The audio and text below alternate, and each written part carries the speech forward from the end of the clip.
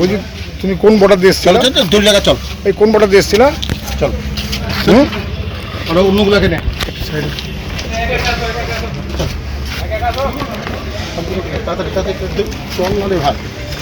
দৌড়িয়ে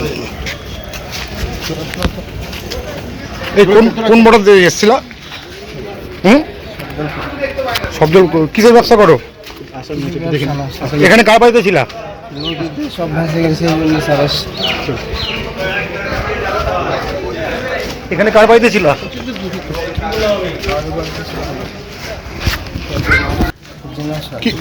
নদীতে ভাসে গেছে ওই জন্য।